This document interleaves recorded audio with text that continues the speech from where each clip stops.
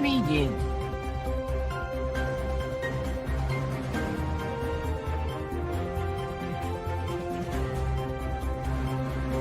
Preview.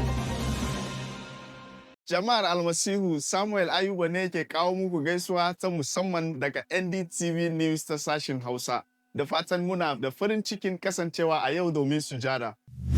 Cikin labarinmu na yau za ku ji cewa a yau da yamma akwai zumuncin angowi, za mu halaru da misalin karfe 5 na yamma daidai. Sai mu sani cewa idan Allah ya yarda ranar Laraba da karfe 5 na yamma za mu yi sujadar tsakiyar mako kamar yadda muka saba. Muna karfafa da a gayyaci abokai domin samun cikar fahimta da koyaswa. Sai kuma ana tunashe mu da cewa takardun darussan Sunday School a wannan shekara suna nan a shirye. Sai mu tuntubi Pastor Alhamdu Daniel domin samun farashi mai rahusa.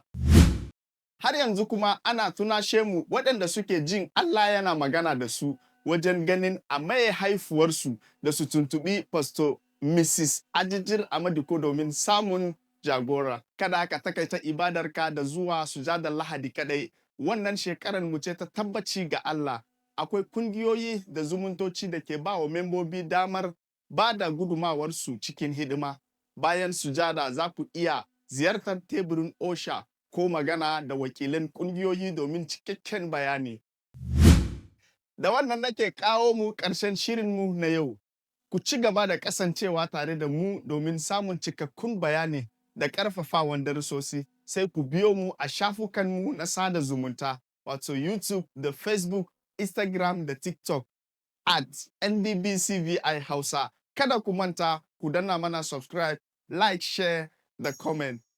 A matsayin ikkilisiya shekara ta 2026 muna da tabbaci ga Allah.